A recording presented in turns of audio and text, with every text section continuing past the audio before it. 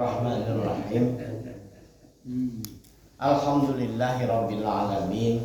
Shalatu wassalamu ala asyrafil anbiya wal mursalin sayyidina wa maulana Muhammadin wa ala alihi wa sahbihi ajma'in. Amma ba'd. Jemaah subuh yang Allah muliakan, alhamdulillah kita bersyukur pada Allah Subhanahu wa taala. Allah berkenan mempertemukan kita kembali dalam aktivitas yang sangat istimewa, yaitu salat subuh berjamaah. Mudah-mudahan seperti dijanjikan oleh Nabi SAW, orang yang menjaga salat subuh dan salat isya, apalagi cara berjamaah di masjid, Allah lindungi dia dari kemunafikan. Dan saya memanfaatkan momentum kita di bulan Maulid. Ternyata kemarin juga maulud, dan kami di kampung bapak-bapak tiap hari nih di tempat saya tinggal. Tiap hari itu mauludan itu, tiap RT. Seolah-olah ini tradisi bagus yang menurut saya keren ya. Kalau ada satu RW saja yang tidak mengadakan mauludan itu jadi aib. Kalau dipertanyakan, ilahan dirinya mauludan. Jadi hampir tiap malam saya mendengar lantunan salawat dan salawatan, puji-pujian pada Nabi dari setiap lingkungan lewat sound system dan sebagainya. Ini luar biasa, semua orang jadi ingat, oh itu nuju mauludan. Dan ternyata itu kuat bapak-bapak yang Allah muliakan, masuk ke dalam urat nadi anak-anak kita yang di kampung, sehingga mempengaruhi tumbuh kembang mereka. Seperti saya, kalau ada satu tahun mungkin tidak ada mauludan, itu bisa menjadi rada aneh dan sebagainya. Dan tanpa disadari itu ternyata berdampak.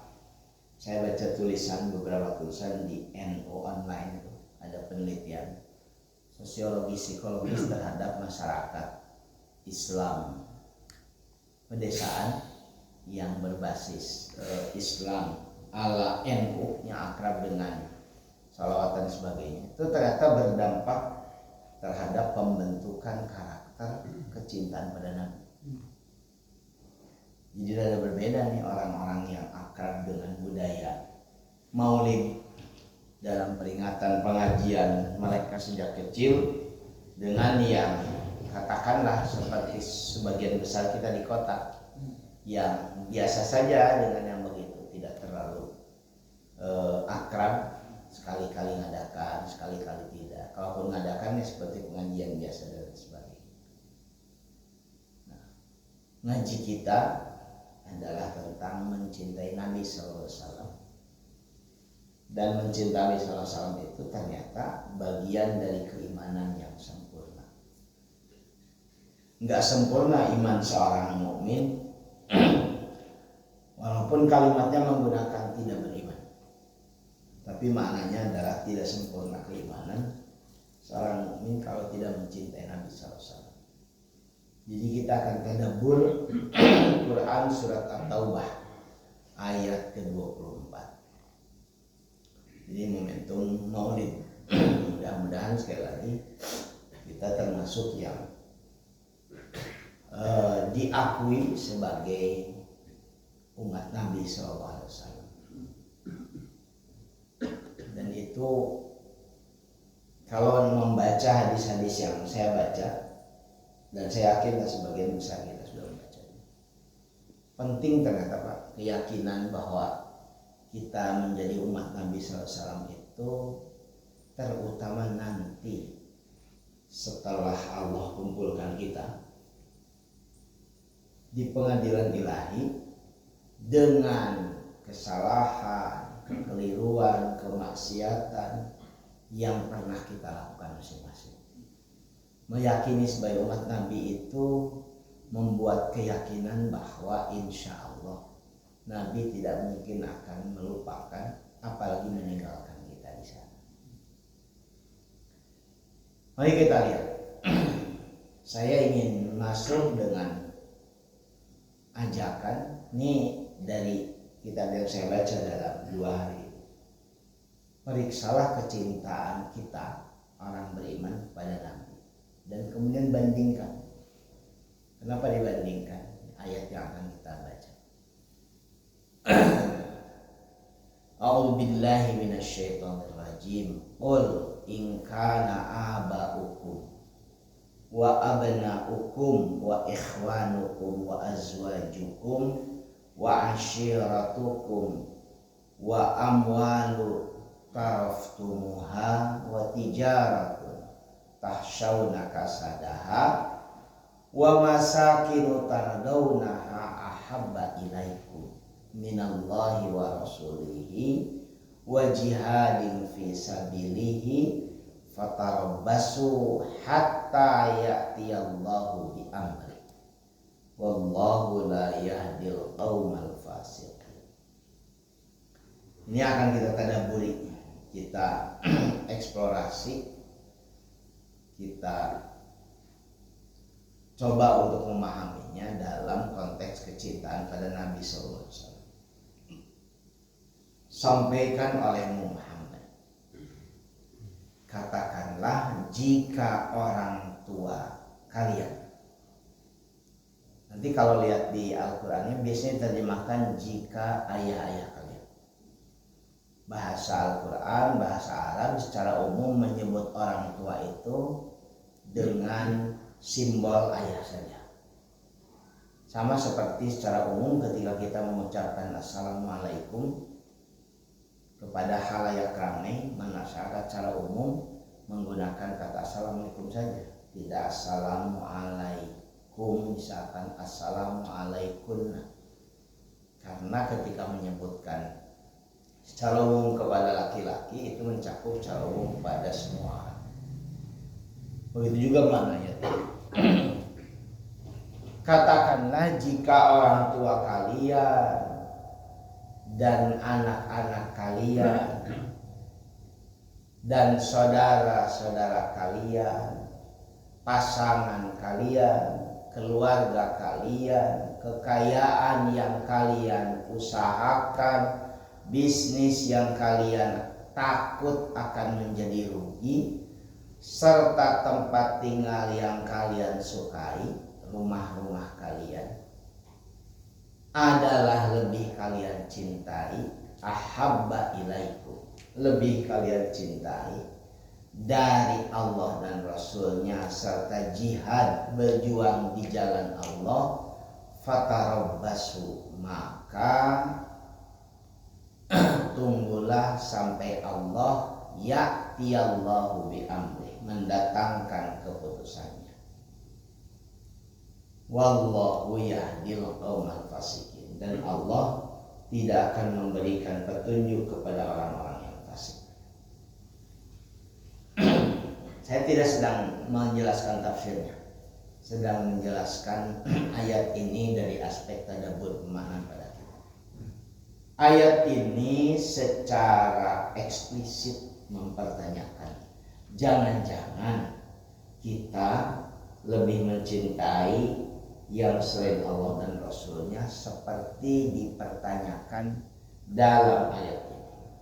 Dan dalam prakteknya beberapa kita bisa memahami bahwa mayoritas kita secara realistis lebih mencintai yang disebutkan tadi dibanding Allah dan Rasulnya.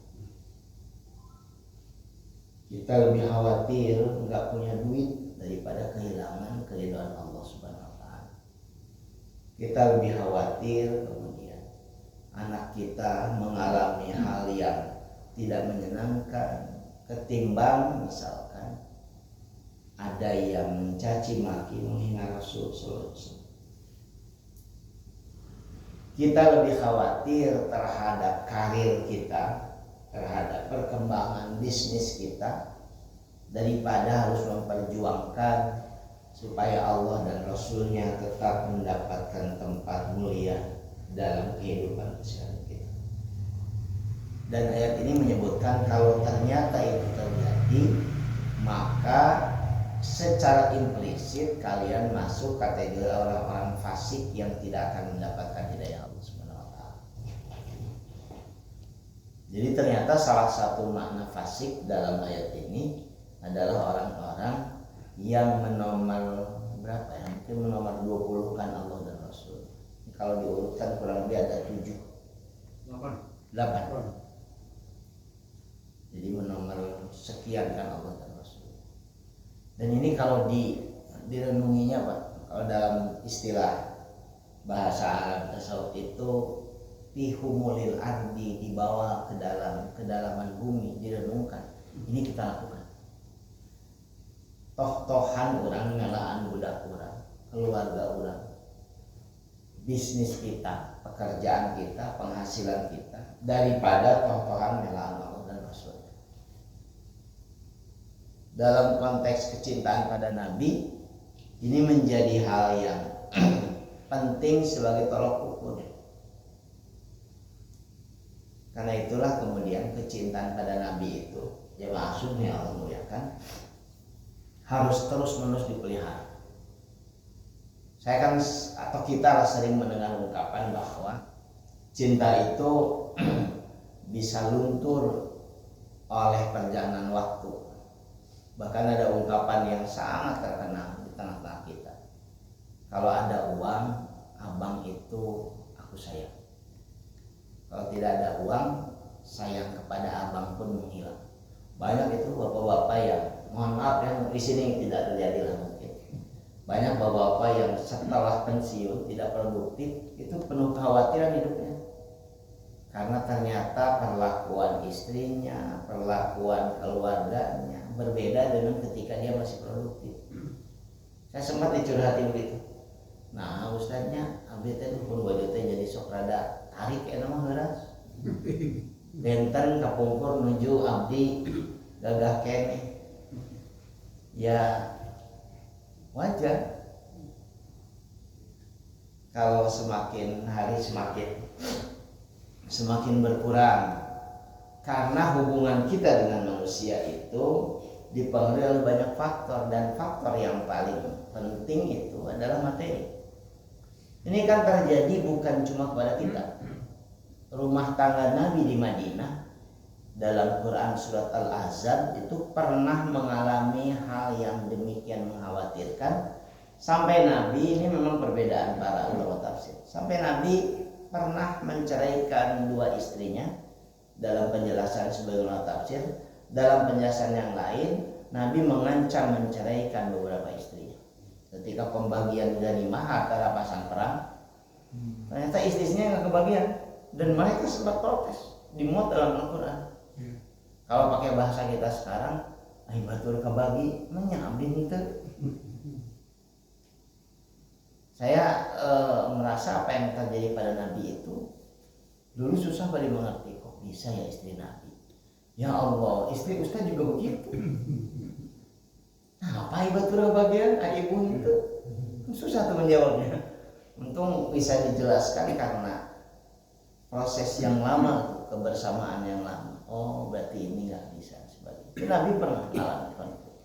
Apalagi rumah tangga kita bisa berkurang cintanya, bisa berkurang sayangnya, bisa berkurang kesetiaannya dan sebagainya. Nah, kepada Allah dan Rasulnya juga demikian. Terkadang itu menjadi habis-habisan kita perjuangkan karena konsekuensinya dari hal yang 8 tadi itu terasa bisa demikian berdampak pada hubungan kita dengan sesama.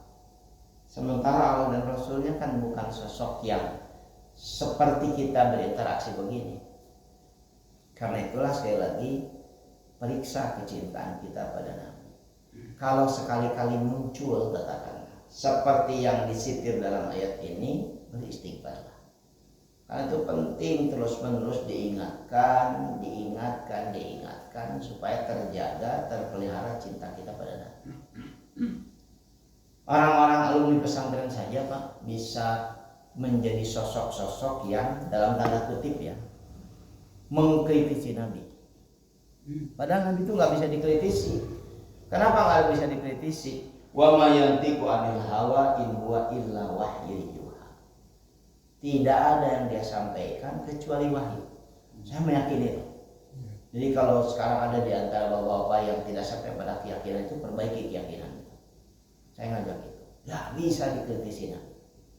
Dari mulai beliau berbusana, beliau berbicara, style beliau kemudian berumah tangga, style beliau kemudian memimpin masyarakat dan lain sebagainya, itu tidak muncul dari kreativitas beliau sendiri, tapi betul-betul karena desain Allah Subhanahu wa taala. Karena itu beliau menjadi sosok sempurna. Karena sosok sempurna disampaikan dalam Al-Qur'an, diperkuat dalam hadis-hadis Nabi, seluruh perilakunya kan menjadi sunnah. Sunnah itu kan sebagian ulama dalam beberapa ayat menjelaskan sebagai penjelasan dari ayat-ayat Quran. Gimana menjelaskan ayat Quran? Ya sunnah namanya. Menjelaskan bagaimana salat berjamaah, menjelaskan bagaimana puasa Ramadan dan lain sebagainya, ya ada pada Nabi. Karena itu bukan pilihan beliau dan lain sebagainya. Saya balik lagi dari tadi. Ternyata sebagian orang yang memahami ini dengan baik lewat literatur yang akrab seperti para alumni pesantren, itu bisa menjadi kritikus Nabi yang demikian luar biasa. Seperti sedang membongkar sisi manusiawi Nabi SAW yang kemudian kadang-kadang menurut saya tidak pantas untuk diungkapkan. Dan Nabi dia manusia biasa, Ustaz. Itu manusia biasa. Tapi beliau bukan manusia biasa seperti kita yang biasa. Disebutnya juga sebagai manusia biasa tapi istimewa, yuha ilayya, itu berkali-kali ayat Quran. Ketika menyebutkan Nabi sebagai manusia biasa, qul innama ana basyarun mithlukum. Katakan oleh engkau Muhammad bahwa aku manusia biasa seperti kalian. Yuha ilayya. Hampir selalu dirangkaikan ketika menyebutkan basyariyah tadi. Kemanusiaan Nabi artinya fisiknya seperti kita, perasaannya seperti kita, bisa kecewa, gembira dan lain sebagainya. Tapi kemudian dijelaskan dalam rangkaian ayatnya, yuha ilayya. Bedanya mendasar, aku dibimbing wahyu. Karena itu tidak mungkin melakukan kesalahan. Dalam Quran surat Al-Fath di awal dijelaskan bahwa Allah mengampuni kesalahannya. Kalau ada yang telah lalu, Allah menjamin mengampuni kesalahan yang akan datang. Jadi bukan manusia biasa yang biasa-biasa. Dengan kata lain, tak boleh dikritisi karena manusia biasa seperti kita. Beliau adalah manusia yang membawa wahyu ilahi. Saya ingin menyebutkan bahwa yang mengenal Nabi secara akrab lewat literatur, lewat ngaji yang relatif panjang saja bisa menjadi kritikus Nabi. Apalagi yang tidak mengenal Nabi, menganggap manusia biasa. Sekarang kan banyak yang mempertanyakan syariat Islam itu bukan dari orang lain. Kalau orang lain biasa, tapi justru dari orang-orang yang mengenal Islam. Syariat poligami, syariat faraid bagi waris, syariat apa lagi? Ada beberapa syariat krusial dan sebagainya yang kalau dimaknai berbeda jihad menjadi dipertanyakan justru oleh mayoritas adalah orang-orang Islam. Yang menjadi triggernya, menjadi pemicunya adalah para scholar, para sarjana, para intelektual yang justru berlatar belakang pesantren. Saya pernah soalnya akrab dengan literatur yang mempertanyakan Nabi itu. Sampai oh iya memang dipertanyakan dan sebagainya. Ini bagian penting, tanyakan oleh kita sendiri pada kita. Apakah betul Allah dan Rasulnya kita tempatkan dalam tempat yang demikian istimewa, atau justru nomor 9, nomor 10, nomor sekian dalam kehidupan yang kita jalani. Dan sekali lagi kalau ini terjadi atau sekali-kali terjadi, beristighfar. Ternyata memang sulit untuk menjadi orang yang menempatkan Nabi SAW pada tempat yang istimewa sebagaimana semestinya. Cinta kepada Nabi SAW itu diberikan contoh menjadi demikian luar biasa, bahkan luar biasa indah dalam literatur agama. Ada kisah dari Muhammad bin Ishaq tabi'in dari sahabat Sa'ad bin Abi Waqqas radhiyallahu anhu. Ini satu di antara 10 sahabat Nabi yang dijamin masuk surga. Seorang wanita dari Bani Dinar diberitahu dalam perang Uhud semua orang yang dia sayangi yang menjadi pelindung dia dalam kehidupan sehari-hari gugur di perang Uhud. Ayahnya, saudara laki-lakinya, suaminya gugur. Tentu dia bersedih. Tapi ketika disampaikan begitu, dia justru bertanya, bagaimana dengan Nabi sallallahu alaihi wasallam?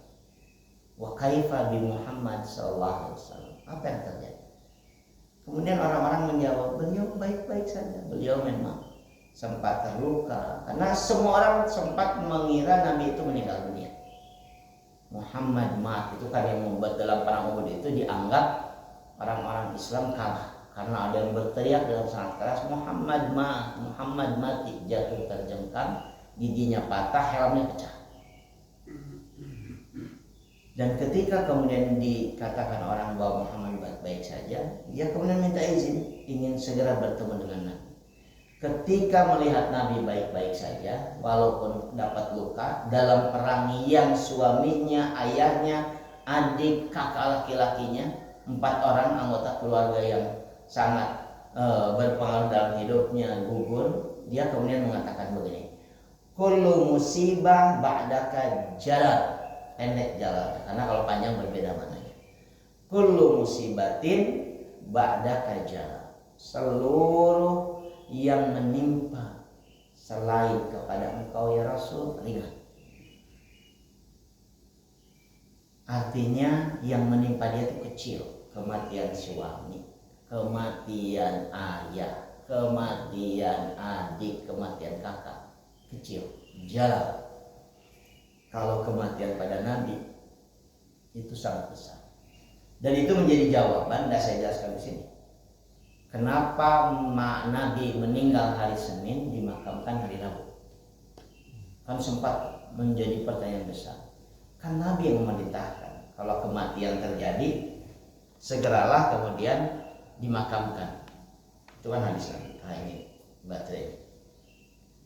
Kalau terjadi kematian pada seseorang, kata Nabi, segeralah dimakamkan. Karena kalau dia orang baik, biarkan dia segera bertemu dengan balasan kebaikannya. Kalau dia orang buruk, biarkan keburukannya segera menghindar dari tengah-tengah kalian. Tapi ketika sosok istimewa yang sempurna kebaikannya ini meninggal dunia, justru dimakamkannya kan lama. Pertanyaannya kenapa? Lewat penjelasan ini dipahami. Karena tidak ada seorang pun sahabat yang tidak ingin menyolatinya. Dan tidak ada sholat jenazah berjamaah ketika Nabi meninggal dunia. Tiap sahabat datang sholat. Tidak cukup waktu untuk melarang. Tidak ada yang berani melarang. Orang yang jatuh cinta coba larang. Banyak orang tua yang bertengkar dengan anaknya karena melarang anaknya untuk mencintai seseorang yang dicintai anaknya. Kajian ninggalkan induk, kajian ninggalkan bapak, kajian ninggalkan tanah air. Banyak yang jatuh cinta, apalagi cinta pada Nabi. Berhari-hari, pagi, siang, sore, malam. Sehingga kapan akan dimakamkan? Ketika terus-menerus orang, saya sholat dulu. Ada yang berjamaah talanya berkali sholat juga sampai. Laki-laki, perempuan, anak-anak dan sebagainya. Sehingga cinta yang luar biasa ini sampai pada satu kesimpulan, apapun yang terjadi pada banyak orang walaupun kematian tidak sebanding dengan musibah yang terjadi padanya. Bapak-bapak yang Allah muliakan, dalam hadis dari Anas bin Malik radhiyallahu anhu, ini sahabat yang paling panjang usianya dan paling lama bersama Nabi. Panjang sekali usianya. Semua sahabat sudah meninggal dunia, beliau masih hidup. Anas bin Malik menyampaikan bahwa Nabi sallallahu alaihi wasallam pernah menyatakan, la yu'minu ahadukum hatta akuna ahabba ilaihi min walidihi wa waladihi wan nasi ajma'in. Wa fi hadis Abdullah bin Hisham qala kunna ma'an Nabi sallallahu alaihi wasallam wa huwa akhidun biyadi Umar ibn al-Khattab radhiyallahu anhu faqala lahu Umar ya Rasulullah la anta ahabbu ilayya min kulli syai'in illa min nafsi. Faqala Nabi la walladhi nafsi biyadi hatta akuna ahabba ilaika min nafsi. Faqala lahu Umar fa innahul an wallahi la anta ahabbu ilayya min nafsi. Faqala Nabi al-an ya Umar. Saya tuliskan terjemahannya. Bapak-bapak yang Allah muliakan, kata Anas bin Malik, Nabi pernah bersabda, tidaklah seorang pun dari kalian beriman secara sempurna sehingga aku lebih dia cintai dari anaknya, dari orang tuanya, dari manusia semuanya. Perbandingannya kan luar biasa. Lebih dicintai dari anak, dari orang tua, dan dari semua manusia. Kemudian dalam riwayat Abdullah bin Hisham, ia menyebutkan kami pernah bersama Nabi dan beliau memegang tangan Umar bin Khattab. Saat itu Umar berkata, ya Rasul, engkau lebih kucintai dari segala sesuatu kecuali diriku. Nabi bahkan menyebutkan, mengkritisi pernyataan Umar. Tidak ya Umar, demi zat yang diriku berada dalam genggamannya, sampai aku lebih engkau cintai dari dirimu sendiri. Umar, kalau bahasa kita barangkali kaget luar biasa. Kecintaan dia yang luar biasa pada Nabi ternyata dikritisi karena masih mementingkan dirinya. Ya Rasul, sekarang ya Rasul, demi Allah, engkau lebih kucintai dari diriku sendiri. Maka Nabi kemudian menyebutkan, sekarang imanmu sempurna wahai Umar. Karena Nabi masih hidup, ungkapan sahabat yang luar biasa tadi, engkau lebih kucintai dari segalanya ya Rasul kecuali dari diriku, langsung dikritik oleh Nabi. Andai yang berandai-andai Bapak-bapak, kalau kemudian kita bertemu dengan Nabi, mungkin kita lebih rendah jauh di bawah Allah. Ya Rasul, aku mencintai engkau setelah mencintai diriku, mencintai anakku, mencintai cucuku, mencintai pasanganku, mencintai orang tuaku. Dijajal mungkin bisa sampai ratusan item kita jajalkan baru kemudian cinta pada Nabi. Mungkin itu yang terjadi pada kita. Ini menunjukkan bahwa para sahabat itu dalam sosok Umar dan perempuan tadi sangat-sangat mudah untuk diingatkan bahwa kecintaan mereka harus kepada Nabi di atas segala yang mereka cintai. Baru kemudian masuk kategori iman mereka sempurna. Rada jauh ya, susah. Kalau ada di antara kita ya, insya Allah kita akan bisa. Saya menyebutkannya sudah susah. Susahnya susah luar biasa. Apalagi kalau saya nggak tahu nih bapak-bapak masih. Apalagi kalau masih bergelut dalam aktivitas yang disebut dengan kekuasaan. Udah susah. Kekuasaan itu katanya apa bisa lebih nikmat, lebih cintai, bahkan melebihi cinta kepada diri kita sendiri. Dan kalau sudah sampai pada level, karena itu tadi saya sebutkan masih jauh, walaupun saya tidak tahu, bahkan sampai nanti pada level kalau mencintai Nabi di atas segalanya, orang baru akan sampai pada merasakan betapa iman itu terasa manis. Qala salasun man kunna fihi wajada halawatal iman. Ayyakunallahu wa rasuluhu ahabu ilaihi mimma siwahuma. Wa ayyuhibbul mar'a la yuhibbuhu illa lillah. Wa ayyakraha ayyauda fil kufri kama yakrahu ayyukdafa finnar. Ada 3 hal kata Nabi SAW. Siapa yang memilikinya maka dia akan merasakan manisnya iman. 3 hal. Tinggal kita lakukan introspeksi. Yang pertama, kalau Allah dan Rasulnya lebih dicintai dari selain keduanya, pasti akan terasa iman itu manis. Demikian menggairahkan. Demikian, kalau istilah tasawuf itu asyik masyuk. Itu bukan bahasa Indonesia, dari bahasa Arab.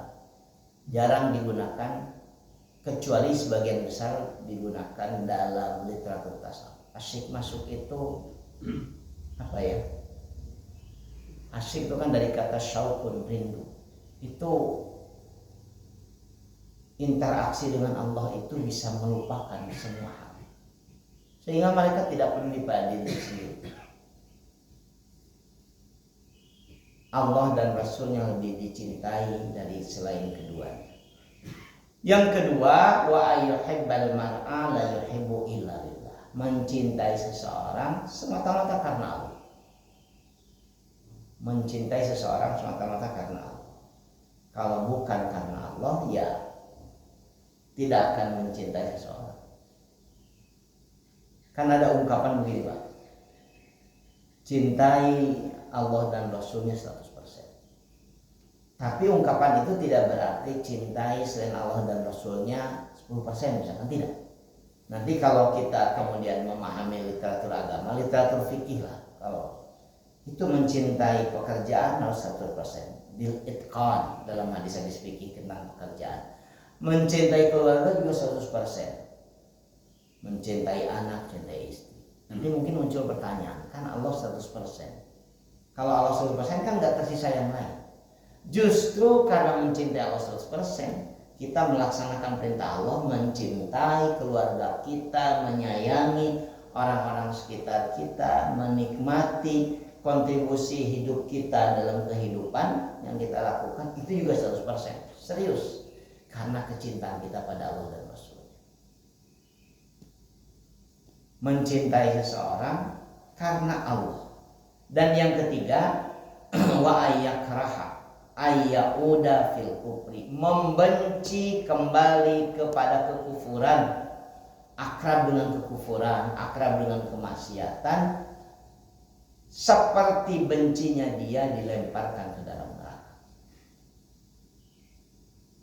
Ungkapan dalam aktivitas kita itu, katanya di Indonesia, bagi umat Islam Indonesia, yang betul-betul haram itu cuma babi. Babi ma'alimun haram. Tapi kalau zina, mabuk, apalagi selain itu dilakukan dengan kesadaran. Babi itu haram, mabuk, memilu dan sebagainya. Korupsi, mencuri uang juga mau dan sebagainya. Ini hal ketiga ini menunjukkan bahwa orang yang bisa merasakan manisnya iman, orang yang demikian benci untuk kembali kepada keburukan, seperti dia takut kepada neraka. Tapi ya banyak yang tidak takut neraka ya. Jadi kalau lihat yang takut neraka itu kan mungkin dalam obrolan, apalagi di kalangan anak muda ada aneh. Tadi malam saya ngobrol dengan sesepuh kita. Kalau pas masak, menggoreng, terasa tuh betapa panasnya api pas ngangkat makanan dari katel itu atau dari panci air yang mendidih itu, uapnya aja terasa panas. Apalagi nanti kalau di neraka, itu keren Pak. Ketakutan itu tuh luar biasa. Karena sudah sangat banyak orang sekarang yang tidak takut neraka. Wah, neraka mah tuh jauh, kewe banget. Enggak, tidak nampak lagi ketakutan karena narasi tentang siksa neraka itu bukan ceramah-ceramah yang menyenangkan. Ceramah tentang siksa neraka. Indahnya surga juga tidak lagi memotivasi banyak orang untuk melakukan kebaikan. Karena itulah bagi sebagian besar kita, iman itu tidak terasa manis, tidak terasa menggairahkan, tapi terkadang menjadi beban, terasa membebani. Berasal dari kecintaan pada Nabi SAW. Saya ingin mengutipkan kisah indah yang mencintai Nabi sallallahu alaihi wasallam. Ini jadi penutup ngaji kita subuh ini dalam upaya saya secara pribadi mengingatkan kita semua bahwa kita harus mencintai Nabi sallallahu alaihi wasallam. Ada kisah indah yang dimuat dalam hadis yang relatif panjang. Ini saya baca dalam kitab Ruh Ibnu Qayyim Al-Jauziyah dalam beberapa kitab yang lain. Imam At-Tabarani meriwayatkan dari Aisyah radhiyallahu anha bahwa dia berkata, "Ja'a rajulun ila Nabi sallallahu alaihi wasallam, faqala ya Rasulullah, wallahi innaka la ahabbu ilayya min nafsi." Dan selanjutnya, karena lebih panjang. Ini kisah tentang seorang laki-laki yang terbebas dari perbudakan karena Nabi sallallahu alaihi wasallam. Dan dia berkesempatan membantu Nabi dalam aktivitas kesehariannya. Setelah itu dia pulang. Jadi orang ini, bapak-bapak bayangkan nih, orang ini kalau mau bekerja, dia datang dulu pada Nabi. Dia tunggu Nabi keluar. Nabi itu kan keluar dari masjid lama. Setelah katakanlah setelah salat Isra, setelah suruh, jadi matahari atau bahkan saat duha baru keluar, kan rumahnya sekaligus masjid. Jadi laki-laki ini nunggu di luar. Jadi begitu Nabi keluar, dia kemudian menyapa Nabi, melihat wajahnya Nabi tersenyum, baru dia berangkat. Dan itu dilakukan tiap hari. Sudah seperti itu nanti dia pulang lagi siang-siang atau sore-sore dan dia berkata, aku nggak sabar ingin ketemu lagi dengan engkau.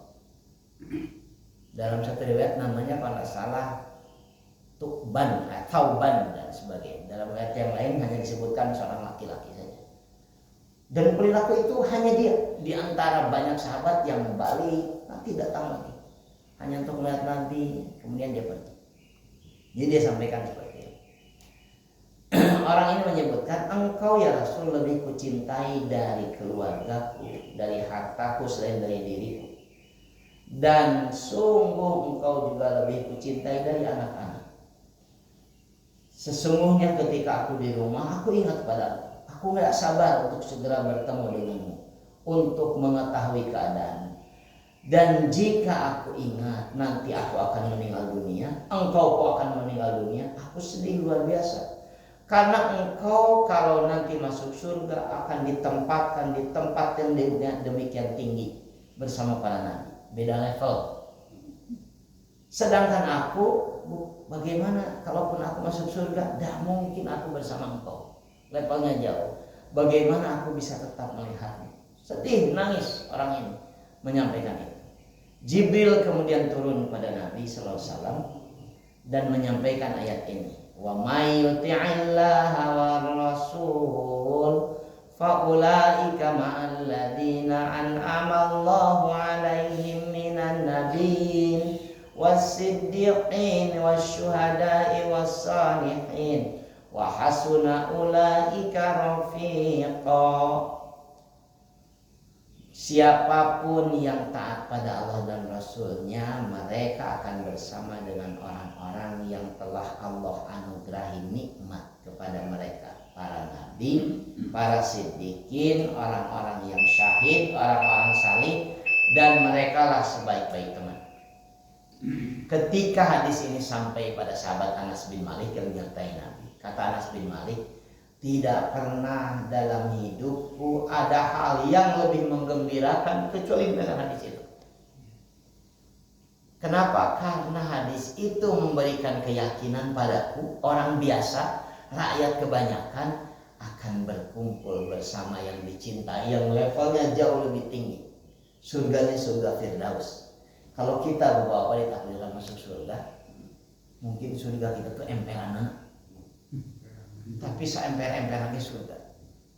Lewat ayat ini bukan Quran, bukan hadis, ini ayat Quran. Lewat ayat ini orang seperti Anas bin Malik demikian sumringah. Seluruh kenikmatan yang lain itu sirna setelah dapat hadis ini. Karena engkau akan bersama dengan orang yang kau cintai, para nabi, para siddiqin, para syuhada, para sholihin. Karena itu lewat akhir slide ini bapak-bapak cintai Nabi. Ikhtiarkan, terus tanamkan pertanyaan, sudah cinta Nabi pada atau belum?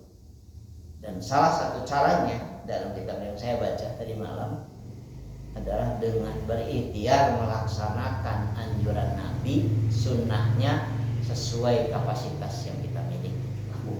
Lakukan terus. Mudah-mudahan Allah memasukkan kita dalam kelompok para pecinta Nabi sallallahu alaihi wasallam. Mudah-mudahan kita juga bisa melakukan itu dalam aktivitas kehidupan kita. Mudah-mudahan bermanfaat. Insyaallah kita sambung dalam pertemuan selanjutnya. Subhanakallahumma wa bihamdika asyhadu an la ilaha illa anta astaghfiruka wa atubu ilaik. Assalamualaikum warahmatullahi wabarakatuh.